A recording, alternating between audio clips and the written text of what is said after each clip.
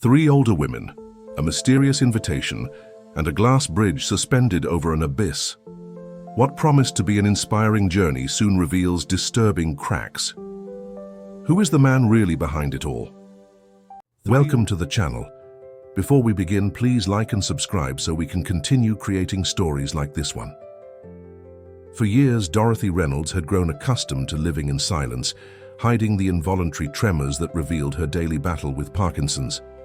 Widowed for almost 2 decades, mother of 3 adult children who now lived in different states and rarely called, she had clung to routine like someone clinging to a plank in the midst of a stormy sea.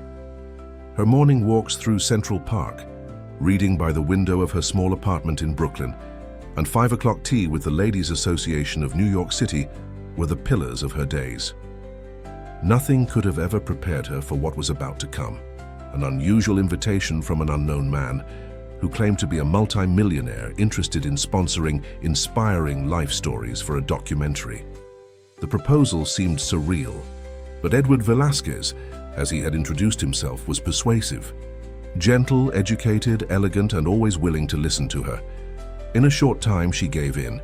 She agreed to participate in the supposed journey of overcoming that involved traveling to Pine Ridge, Colorado, famous for its recently inaugurated glass bridge suspended over a canyon. The justification was symbolic. She would face her greatest fear, heights, as a metaphor for her strength. But something in his gaze, sometimes absent and distant, seemed to hide more than it revealed. Mrs. Dorothy, your story deserves to be told. Imagine inspiring thousands of people facing similar challenges, he had told her, while they were having coffee on the terrace of a restaurant in Greenwich Village. She, with her trembling hands holding the cup, had smiled timidly. I don't think my life is that extraordinary, Mr. Velasquez. I've just tried to live with dignity despite everything. Precisely because of that, he replied with a smile that didn't reach his eyes. Silent dignity is what moves people the most. And that bridge. Think of it as a symbol. How you crossing your fears, looking down but moving forward. Poetic, don't you think? The first surprise came at the airport. She discovered she wasn't the only guest. 2 other older women were on the trip, also with different chronic illnesses. There was Connie Martinez, a retired teacher from Portland who suffered from severe rheumatoid arthritis, and Mary Ortiz, a former seamstress from Philadelphia with multiple sclerosis in its early stage. All had been chosen by him, who claimed to have a humanitarian project with emotional impact. The flight passed quietly as the 3 women exchanged life stories. Dorothy discovered they had much in common. All widows, all with distant children, all struggling with their loneliness and illnesses. Edward remained friendly, but somewhat distant, always attentive to his phone or talking with his assistant, a quiet young man named Ryan who almost never joined the conversations. Upon arriving in Pine Ridge, they stayed at a charming boutique hotel. The mountain town, with its stone streets and brightly colored houses, offered an idyllic setting. The women were treated like real stars: massages, gourmet meals, private tours of the local markets. Everything seemed perfect, but Dorothy couldn't help but feel a growing uneasiness. There was something in the way Edward observed the 3 women, as if evaluating them, that gave her chills. One night, while dining at the elegant hotel restaurant, Mary commented on something that caught her attention. It's curious that there aren't any cameras yet. When will the filming of the documentary begin? Edward responded naturally. Tomorrow. Everything is prepared for the big scene on the bridge. Afterward, we'll do the individual interviews. Shouldn't we sign some contract or document? Asked Connie, the retired teacher, always practical and direct. Edward's smile faltered for an instant. Of course, I have the documents in my room. I'll have them sent to you tonight. But the documents never arrived. The next morning, after breakfast, they departed for the famous glass bridge, inaugurated just 6 months earlier, as a tourist attraction on the outskirts of Pine Ridge. The bridge connected 2 mountains over an impressive canyon and was at a height of almost 200 meters above the rocky bottom. The day was perfect: blue sky, few clouds, a gentle breeze. Edward explained that he had a special permit to film when the bridge was empty of other tourists. Indeed, when they arrived, there were only them, Ryan, who apparently would be the cameraman, and 2 bridge employees who seemed to know Edward. "Ladies," announced Edward with a solemn voice, "today you will make history. Each of you will cross the bridge facing your fears, demonstrating that human will can overcome any obstacle. We will begin with Mrs. Mary, then Mrs. Connie, and finally you, Mrs. Dorothy." Mary, with her cane and determination, was the first. She crossed slowly, stopping several times to breathe deeply. Ryan filmed her from different angles. When she reached the other side, everyone applauded. Then it was Connie's turn, who, despite the pain in her joints, also managed to cross, albeit with evident difficulty. Dorothy observed everything, and a disturbing thought began to form in her mind.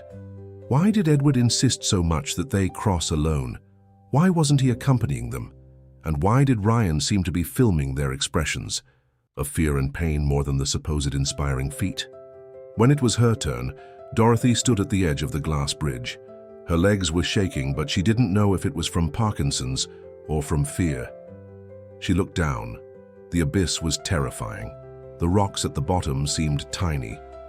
She took one step, then another. The glass creaked slightly under her feet. "Come on, Mrs. Dorothy, you can do it," Edward encouraged her from behind. She continued moving forward slowly, concentrating on her breathing, on maintaining balance despite the tremors. She was almost halfway across the bridge when she heard hurried footsteps behind her.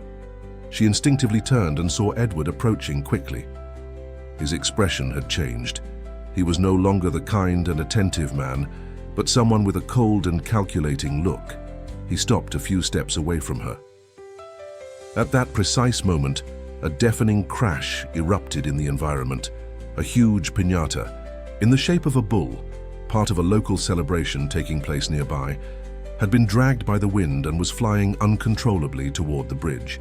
The gigantic, colorful figure, propelled by an unexpected gust, advanced like a projectile toward them.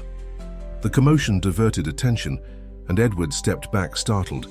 People screamed. The bridge employees ran toward the entrance to prevent the piñata from hitting the structure. And Dorothy, taking advantage of the confusion, continued her way to the other end, where Mary and Connie were waiting for her with concerned faces. "Are you okay, Dorothy?" asked Connie, taking her arm when she finally reached the other side. Dorothy nodded, but her heart was racing. It wasn't just because of the height or the flying piñata. There was something in Edward's gaze, in his sudden approach, that had deeply disturbed her. I don't know how to explain it," murmured Dorothy. "Did you notice it too?" whispered Mary, surprising her. "There's something strange about all this. Since we arrived, I haven't seen any professional filming equipment, just that small camera that Ryan handles. And Edward, his behavior changes when he thinks we're not watching him." The incident with the piñata had caused enough commotion for those responsible for the bridge to decide to close it temporarily. Edward, visibly annoyed, announced to them that they would return to the hotel and continue with the individual interviews the next day. During the return journey, he remained unusually silent, exchanging text messages with someone and speaking in a low voice with Ryan. The 3 women, seated in the back of the van, barely exchanged words, but their looks said a lot. That night after dinner, Dorothy couldn't sleep. The images of the bridge repeated in her mind, along with Edward's expression as he approached her. She decided to go out to the balcony of her room for some fresh air. To her surprise, the adjacent room also had the balcony lit, and there was Connie contemplating the stars. "You can't sleep either, can you?" asked Connie, inviting her to sit down. "There's something that disturbs me about all this," confessed Dorothy. "Edward, did you notice how he was approaching me on the bridge, right before that flying piñata appeared?" Connie nodded gravely. "Mary and I discussed it while you were at the spa this afternoon. There are many things that don't add up. You know what we discovered? The hotel staff had never heard of any documentary. I asked them casually and they looked at me confused." Dorothy's heart skipped a beat. "Do you think he's lied to us about everything?" "I don't know for certain. But Mary, who is very skilled with technology despite her age, searched for information about him on the internet and found nothing. No social media profile, no production company, nothing." The conversation extended until dawn. Both women shared their concerns, and decided to keep their eyes wide open. The next day, Edward informed them that the individual interviews would be conducted at a nearby ranch to have a more authentic and American setting. They departed after breakfast in the same van. The ranch turned out to be a spectacular place, an old colonial construction converted into a boutique hotel surrounded by lush gardens and with views of the Colorado mountains. "This place is beautiful," commented Mary, as the staff guided them to a terrace where they would conduct the first interview. "Yes, I chose it especially for you," replied Edward, with his charming smile restored. "I want you to feel comfortable while sharing your stories." The first to be interviewed was Mary. Edward took her to a secluded corner of the garden, while Dorothy and Connie waited on the terrace, enjoying refreshing drinks. Ryan accompanied them, silent as always, but constantly attentive to his phone. "May I ask you something, Ryan?" ventured Dorothy. "Have you worked with Mr. Velasquez for long?" The young man seemed surprised by the question. He hesitated before answering. "A few months, not a long time. And have you participated in other documentaries with him? That job must be fascinating." Ryan looked increasingly uncomfortable. I'm just an assistant. I don't know much about previous projects." Connie, catching Dorothy's intention, intervened. "Edward mentioned that his production company has won awards, so it must be exciting to work in a place like that." The young man nervously looked toward where Edward had disappeared with Mary. "I have to check something." "Excuse me," he said, hurriedly walking away. "Something is definitely not right," whispered Connie when Ryan was far enough away. "That boy is lying." The interview with Mary lasted almost an hour. When she returned, she looked pale and disturbed. Edward, on the other hand, seemed extremely satisfied. "Mrs. Connie, now it's your turn," he announced. When Connie walked away with him, Dorothy immediately approached Mary. "What happened? You look upset." Mary looked around to make sure no one was listening. The questions, they weren't about overcoming or inspiration. He wanted to know details about my illness, about my moments of greatest vulnerability, about how I would react in dangerous situations. And the strangest thing, he asked if I had life insurance and if my children were the beneficiaries. A chill ran down Dorothy's spine. Life insurance? Why would he ask something like that for a documentary? Exactly. And there's something else. When I said goodbye, I saw something on his tablet. A website in English was open. I managed to read something like live betting before he quickly closed it. The conversation was interrupted by Ryan's return, who offered them more drinks and remained close as if watching them. Dorothy decided to act normally, but her mind was working at full speed. When Connie returned from her interview almost an hour later, she also looked worried. Edward followed her with a satisfied smile. "Mrs. Dorothy, it's your turn. I'll take you to a special place next to the pond. The light is perfect there." As they walked along the garden paths, Dorothy gathered all her courage. "Mr. Velasquez, before we begin, I would like to know more about your project. When will we be able to see some preliminary editing? And when will we sign the contracts you mentioned?" Edward's smile momentarily faltered. "All in good time, Mrs. Dorothy. First, we need to complete all the shots. Regarding the contracts, we'll have them ready before returning to New York." They arrived at a beautiful pond, surrounded by flowers. Edward invited her to sit on a stone bench, and Ryan, who had followed them, began to prepare the camera. "Now, Mrs. Dorothy, I want you to tell me about your greatest fear. Not heights, but something deeper, more intimate." The interview took a disturbing turn. Just as with her companions, Edward's questions focused on her vulnerabilities, on how she would react to extreme situations, on details of her financial and family situation. Dorothy responded cautiously, increasingly convinced that something sinister was hidden behind the facade of the documentary. At one point, Edward received a call and walked away to answer it. Dorothy took the opportunity to observe the tablet he had left on the table.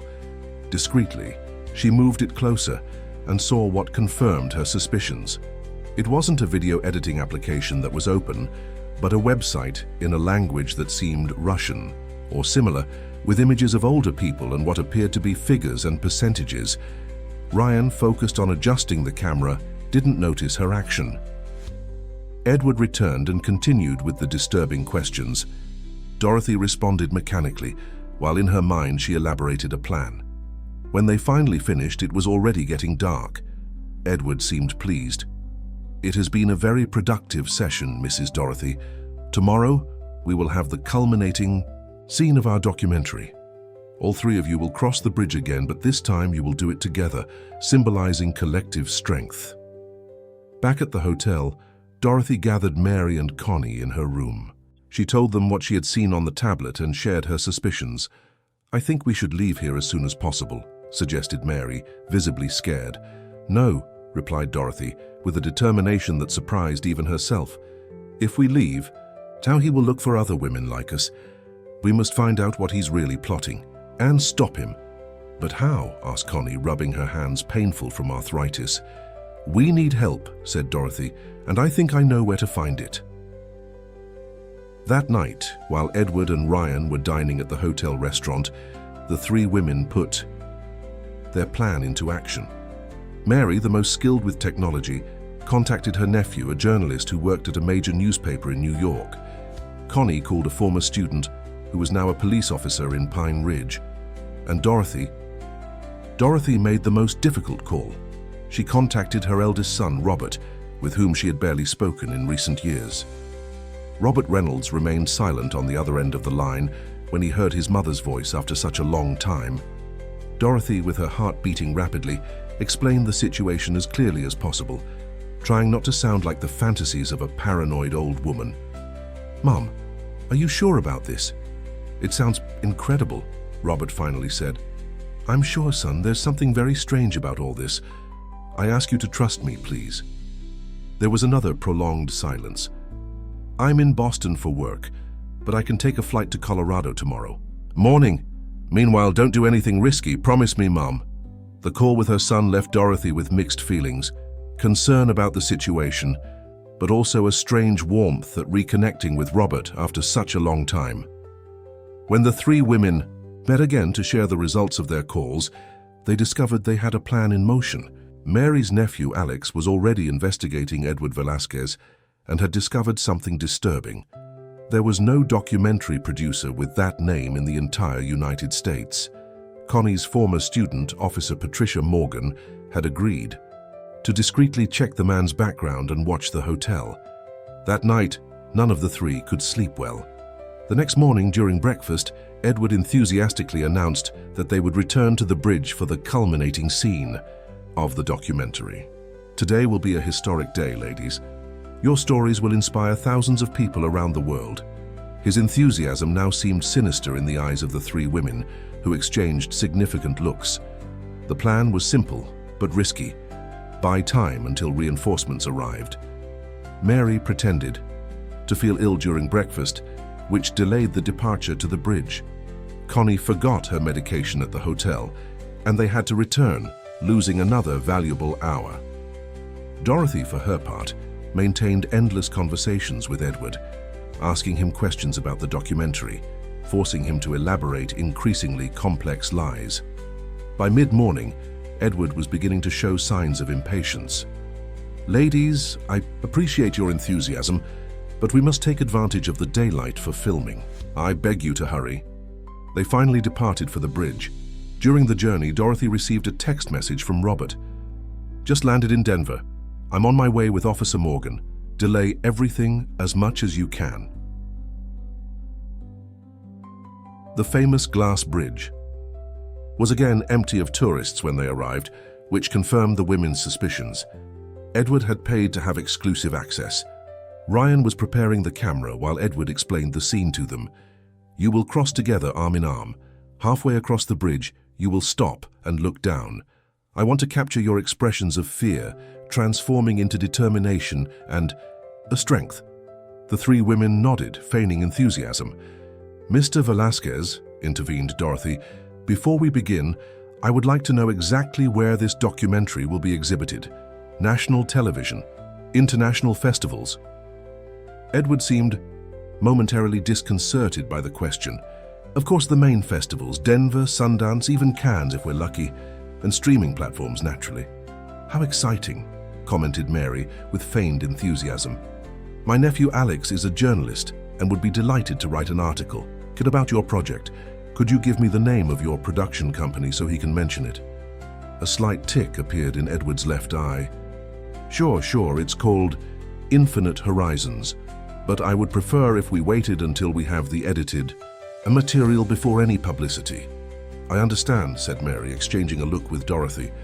No such production company existed, as her nephew had already confirmed. Well, let's begin, exclaimed Edward, clearly anxious to change the subject. Ryan, make sure to capture all angles. It's crucial for our viewers. The three women positioned themselves at the beginning of the bridge, arm in arm as Edward had indicated. They began to move slowly across the transparent glass. The abyss beneath their feet was terrifying, but now they had a greater fear that kept them alert. When we reach the middle, whispered Connie, we'll stop as he asked, but we won't separate under any circumstances. Dorothy nodded.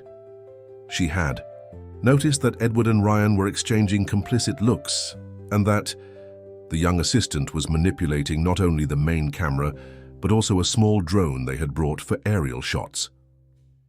As they advanced across the bridge, Dorothy felt her tremors worsening, not only from Parkinson's, but from the tension of the situation. Mary, to her left, was breathing with difficulty. Connie, to her right, gritted her teeth each time her joints protested with pain. They reached the center of the bridge, where the glass seemed thinner and the wind blew with greater intensity. They stopped as planned. Perfect, shouted Edward, from the end of the bridge. Now look down, I want to see the fear in your faces. More emotion, please. The women obeyed, but remained firmly holding on to each other.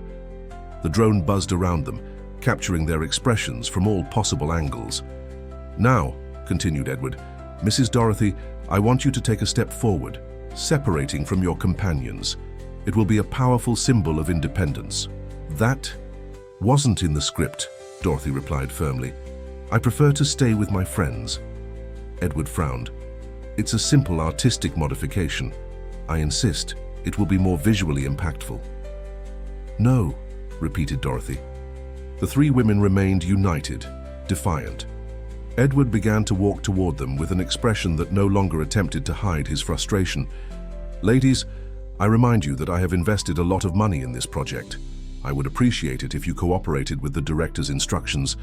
When he was a few meters away from them, Dorothy saw something that gave her hope. A car was stopping in the bridge's parking lot, and three people were getting out of it. Even at that distance, she recognized her son, Robert. Edward, focused on the women, had not yet noticed the newcomers. One last time, he said with a tense voice, Mrs. Dorothy, take a step forward. Before doing anything, Dorothy replied with renewed confidence, I would like to know exactly who we are filming. This for? Who are the real viewers, Mr. Velasquez, or should I say, Mr. Krasnov? Edward's face paled. It was a shot in the dark, based on the Russian words Dorothy had seen on his tablet, but by his reaction she had hit the mark, or at least had come dangerously close to the truth. I don't know what you're talking about, he stammered. My name is Edward Velasquez, and I am a documentary producer. Really? Intervened Mary. My nephew Alex, the journalist, searched exhaustively and found no producer with that name in the entire American film industry. And my student Patricia, who happens to be a police officer, added Connie, has found no record of a production company called Infinite Horizons. Edward took a step back, visibly alarmed. You're confused. You're elderly women. No one will believe your fanciful stories. How about you ask them, said Dorothy, pointing toward the entrance of the bridge, where Robert, Officer Patricia Morgan, and a young man who must be Alex, Mary's nephew, were advancing with determined steps. Edward looked in that direction, and his face transformed. He shouted something to Ryan in a foreign language, and the young assistant immediately manipulated the drone's controls, directing it toward the three women in what seemed like an attempt at distraction or even aggression. Duck! Shouted Dorothy, and the three women bent down as the drone dangerously buzzed past their heads. Edward took advantage of the confusion to start running toward the opposite end of the bridge, where there was a secondary exit that led to a mountain path. Ryan, after a moment of hesitation, followed him. Robert and his companions accelerated their pace when they saw what was happening. Officer Morgan, with police training, was the first to reach the bridge and begin crossing it to reach the women. "Mom!" shouted Robert. "Are you okay?" "We're fine," replied Dorothy, still crouched with her friends. "But they're escaping through the other side." Officer Morgan had already assessed the situation. She quickly spoke into her radio, requesting reinforcements to intercept the fugitives on the mountain path. Meanwhile, Alex, the journalist's nephew, had begun to document everything with his professional camera, capturing images of the abandoned drone and the 3 women in the center of the glass bridge. Robert finally reached his mother and hugged her tightly, something he hadn't done in years. "Mom, I almost had a heart attack when I received your call. I couldn't believe what you were telling me." "I didn't believe it at first either," admitted Dorothy, feeling how the tremors in her hands slightly diminished at the contact with her son. "But I knew something wasn't right." Slowly, with the help of Robert and Officer Morgan, the 3 women completed the crossing of the bridge and reached solid ground. While waiting for news about the pursuit of Edward and Ryan, Alex explained what he had discovered about them. The man who called himself Edward Velasquez is actually Mikhail Krasnov, a Russian-American con artist known in clandestine circles for organizing what they call extreme reality games for wealthy bettors. Basically, he puts vulnerable people in high-risk situations while bettors from around the world watch via streaming and bet on the outcomes. "They were betting on us?" asked Connie, horrified. "Exactly," confirmed Alex. "According to my sources, in this case, the bets were on which of you would have a nervous breakdown first on the bridge, or if any of you would have an accident." The 3 women looked at each other, finally understanding the magnitude of the danger they had faced. "And Ryan?" asked Mary. "Is he also part of this organization?" "He's probably just a low-level employee. Maybe he doesn't even know the whole truth. They will interrogate him when they capture him." Officer Morgan's radio crackled with news. They had intercepted and detained Ryan on the mountain path, but Krasnov had managed to reach a previously parked vehicle and had escaped. "We will find him," assured the officer. "Now we have his real identity and enough evidence to issue an international arrest warrant." As they returned to Pine Ridge in the police vehicles, Dorothy felt strangely calm despite everything that had happened. She had faced one of her greatest fears, not just heights but also real danger, and had emerged victorious. But more importantly, she had reconnected with her son and had formed an unbreakable bond with Mary and Connie, 2 women she now considered true friends. The following days were intense. The 3 women remained in Pine Ridge, now staying at a different hotel, while collaborating with the authorities in the investigation. The story had caught the attention of national media, thanks in part to Alex's work, who published an extensive report on the illegal betting network behind the fake documentary. Robert stayed with his mother, taking days off work to accompany her throughout the process. One afternoon, while having coffee on the hotel terrace with a view of the colonial cathedral, Dorothy noticed something different about her son. "You're thinner," she commented, studying his face with maternal attention. Robert smiled slightly. "The divorce I hadn't told you, but Claudia and I separated 6 months ago." Dorothy felt a pang of pain, not just for the news itself, but because her son had gone through it alone without telling her. "I'm very sorry, son. Why didn't you call?" "Me?" Robert shrugged, looking at his coffee cup. "I didn't want to worry you with my problems, with your illness and everything." "Robert," said Dorothy firmly, taking his trembling hand in hers, "having Parkinson's doesn't make me less of a mother. Your problems will always be important to me." Her son's eyes moistened. "I know, Mom. It's just that after Dad passed away, we all drifted apart. I immersed myself in work. Lucy went to Europe, Charlie to San Diego. We left you alone, and I'm ashamed to have done that." "It's never too late to reconnect," replied Dorothy, feeling a mixture of emotion and hope. "This horrible experience has at least served for that." In the following days, Robert called his siblings to tell them what had happened. Lucy, Dorothy's middle daughter, who worked as an engineer in Barcelona, took the first available flight to the United States. Charlie, the youngest son, who managed a restaurant in San Diego, also organized his schedule to travel to Pine Ridge as soon as possible. For the first time in almost 10 years, the Reynolds family would be reunited again. Meanwhile, the investigations progressed. Officer Patricia Morgan regularly informed them about the developments. Ryan, the assistant, had confessed everything. Mikhail Krasnov, alias Edward Velasquez, ran a sophisticated operation that live-streamed extreme tests for vulnerable people, primarily older adults with chronic illnesses. Bettors from around the world paid to access these transmissions and bet on various outcomes. Who would resist the longest? Who would have a nervous breakdown? Who would need medical assistance first? The most disturbing thing, explained Patricia, during a meeting at the hotel, is that this is not the first time.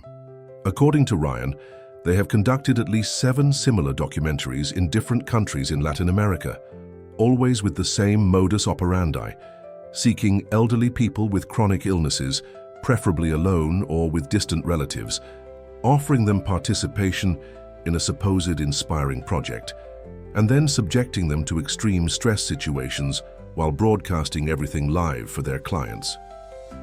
And what happened to the other people? Asked Connie, fearing the answer. Patricia exchanged a look with Alex before responding. We are investigating each case. What we know is that several of them suffered severe episodes of anxiety, nervous breakdowns, or worsening of their medical conditions. You are the first who identified the deception and took action before the situation escalated. Mary, who had remained silent during the explanation, spoke with a trembling voice. How many lives has this man affected? How much suffering?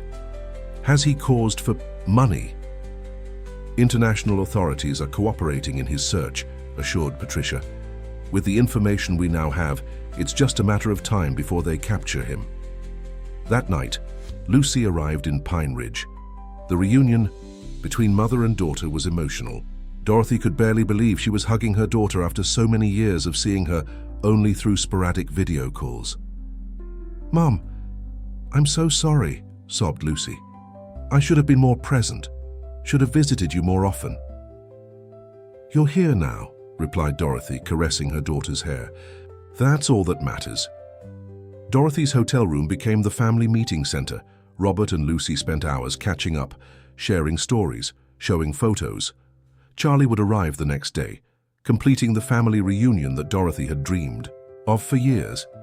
Paradoxically, the terrible experience with the fake documentary maker had brought this unexpected gift. Mary and Connie were also experiencing similar reconnections. Mary's journalist nephew, Alex, had decided to spend more time with his aunt, impressed by her courage and determination.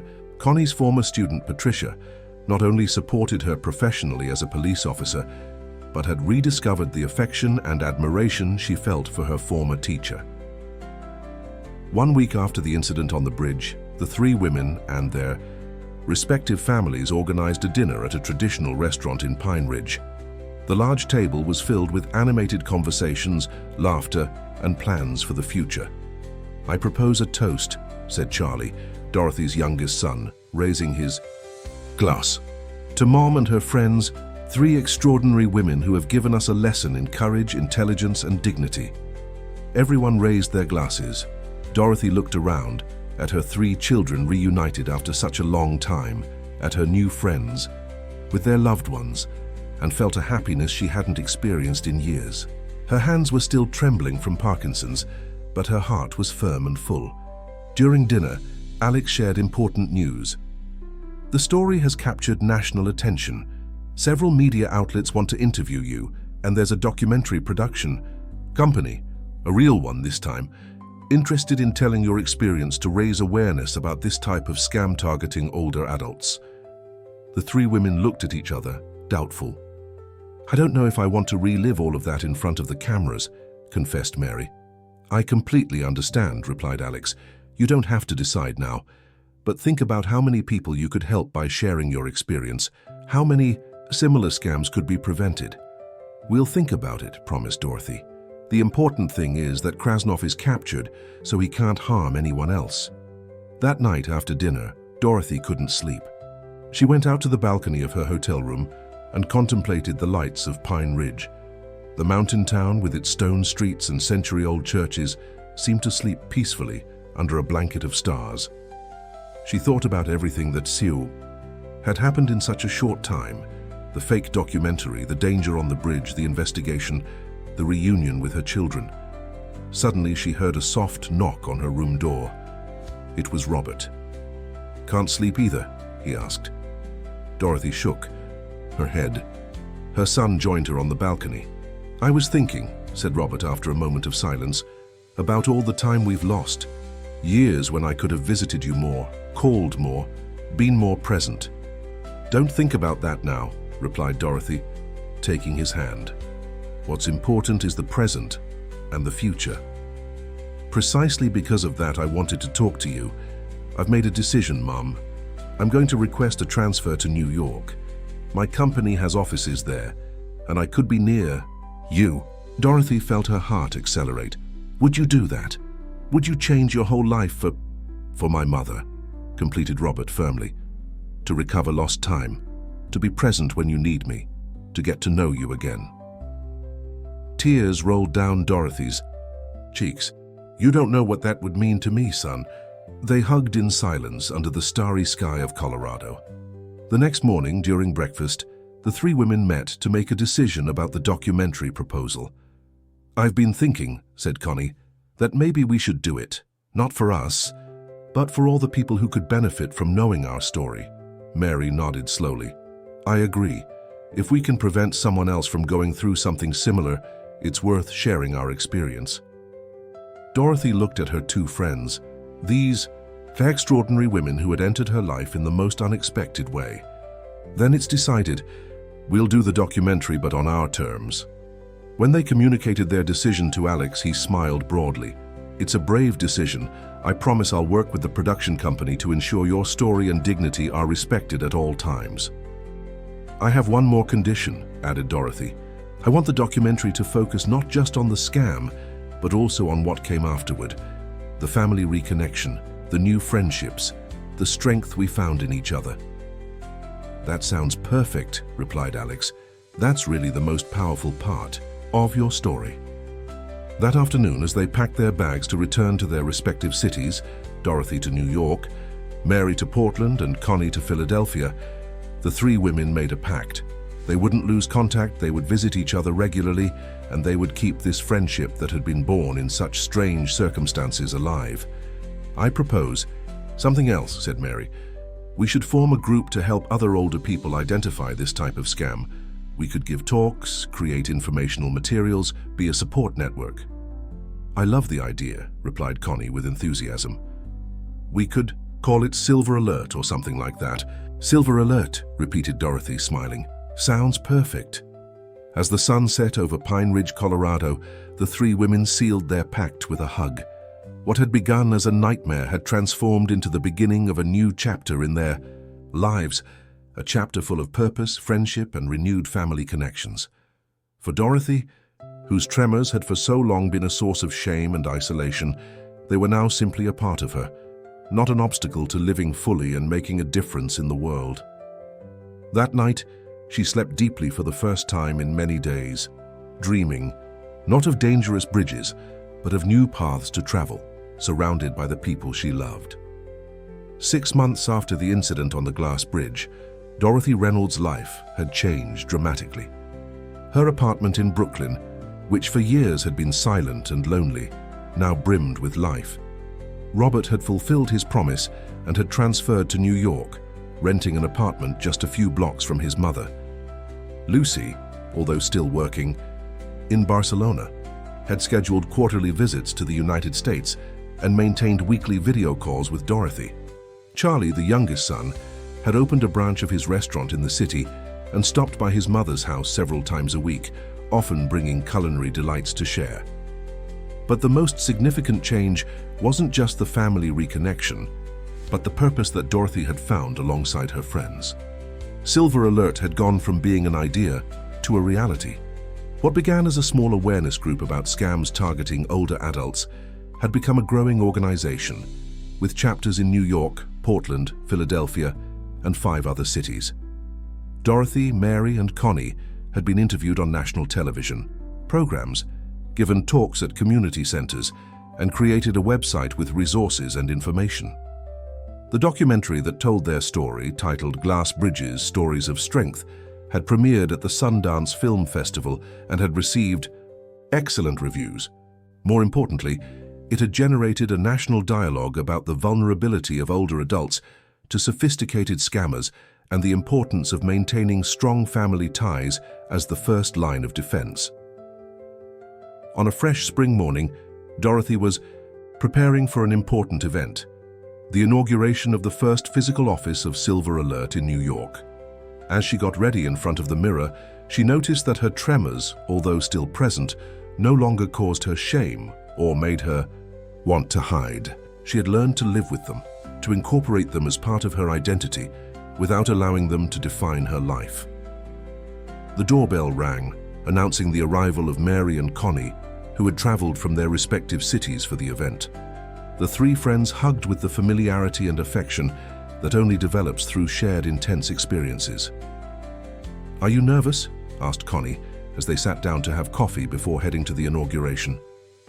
"A little," admitted Dorothy. "Saswa, I never imagined that at 68 I would be founding an organization. And I never thought my arthritis would allow me to travel so much," replied Connie with a smile. "Between the three of us, we've defied all expectations, haven't we?" Mary nodded, thoughtful. "You know what's most ironic? Krasnov wanted to take advantage of our vulnerabilities, but instead he helped us discover a strength we didn't know we had." The three women remained silent for a moment, absorbing the profound truth in those words. Mikhail Krasnov, alias Edward Velasquez, had finally been captured in Colombia 3 months after the incident, attempting to set up a similar new scheme. The evidence provided by Dorothy, Mary, and Connie had been fundamental to his arrest and extradition to the United States, where he faced multiple charges. The doorbell rang again. This time it was Robert and Alex, Mary's nephew, who had come to pick them up for the inauguration. "Are the stars of the moment ready?" joked Robert, visibly proud of his mother. "As ready as one can be at our age," replied Dorothy, winking at him. Silver Alert's office was located in a restored building in the historic district of the city. Upon arriving, Dorothy was surprised to see the number of people who had gathered for the event. Journalists, representatives from organizations for older adults, social work students, and most touchingly, many older people who had come to support the initiative. Patricia Morgan, the police officer and Connie's former student, was there representing the cybercrime unit, which had established an official collaboration with Silver Alert to improve the prevention and reporting of scams targeting older adults. Charlie, Dorothy's youngest son, had prepared a special catering for the occasion, and Lucy, although she couldn't be physically present, had sent a video message that would be projected during the ceremony. Mrs. Dorothy approached an older woman she didn't know. "I want to thank you personally. Thanks to one of your talks on television, I recognized the same type of scam that they tried to pull on me over the phone. You saved me from losing my savings." Dorothy took the woman's hands in hers, moved. "I'm so glad to hear that. That's exactly why we created Silver Alert. Moments like that made all the effort worthwhile." The ceremony began with an emotional speech by Mary, who spoke about the importance of dignity in old age and the right to live without fear. Connie presented the educational programs they had, developed for schools and universities, seeking to sensitize younger generations about respect and protection for older adults. Finally, it was Dorothy's turn. As she approached the small podium, she felt her hands trembling more than usual due to the emotion. She breathed deeply and began to speak. "6 months ago, I was a woman who hid from the world, ashamed of my tremors, resigned to loneliness. Today I am here in front of you, not despite my tremors but with them, not resigned to loneliness but surrounded by family, friends, and a community that grows every day." Her voice strengthened as she continued. "What happened to Mary, Connie, and me could have been a tragedy. Instead, it became a turning point, the beginning of something beautiful and meaningful. Silver Alert is not just an organization to prevent scams. It's a movement to change the way our society sees and treats older adults. Applause momentarily interrupted her speech. When it calmed down, she continued, "Many see age as a diminishment, as a series of losses. We choose to see it as an accumulation of experiences, wisdom, and capacity for reinvention. Age doesn't make us more vulnerable. It makes us more resilient, more capable of recognizing our own worth." As she concluded her speech, Dorothy looked directly at her children in the audience. "This office we are inaugurating today is just the beginning. Together we will build real bridges, not of fragile glass, but of solid human connections, between generations, between communities, between all people who believe, like us, that dignity has no expiration date." The ovation was deafening. Robert was discreetly wiping away a tear. Charlie was applauding enthusiastically. And on the screen where the live transmission was being projected for Lucy in Barcelona, her radiant face full of pride could be seen. After the formal speeches and the ribbon cutting, the attendees toured the facilities of the new office. There was a legal advisory area, a reporting center, a training room, and a community space for various activities. Every corner reflected the values of inclusion, respect, and empowerment that the three founders had established as pillars of the organization. While conversing with some guests, Dorothy received a call on her cell phone. It was an unknown number. Intrigued, she answered, "Grandma Dorothy?" A voice she hadn't heard in over a year left her momentarily speechless. "Ellen, is that you, my granddaughter?" "Yes, Grandma. I saw your interview on the news last week and I wanted to congratulate you for everything you're doing. It's really inspiring." Ellen, Robert's daughter, had maintained a distant relationship with the entire family since her parents' divorce. Dorothy had tried to contact her several times without success. "My dear, what a joy to hear you. I've missed you so much." "I've missed you too, Grandma. I was wondering, could we see each other one of these days? I'm living in Newark now. It's not that far." "Of course, my love, whenever you want. This is your home always." Upon hanging up, Dorothy felt her heart overflowing with happiness. Another bridge rebuilt, another connection restored. She joined Mary and Connie, who were sitting in a quiet corner, observing the bustle of the event. "That was Ellen, my granddaughter," she announced with a voice trembling with emotion. "She wants to see me."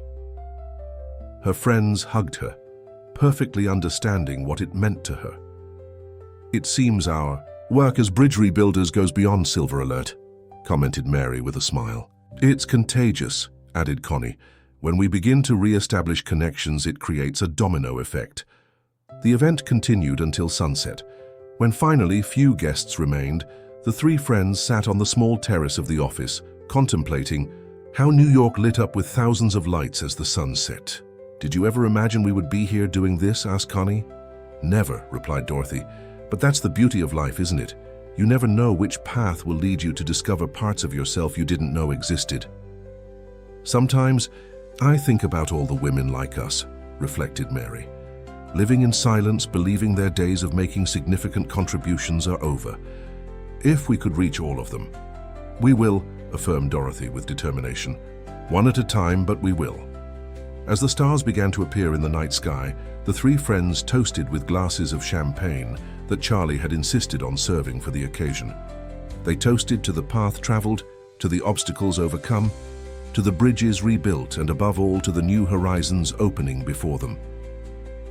Dorothy Reynolds, the woman who had once hidden from the world, now embraced it with all its imperfections and possibilities.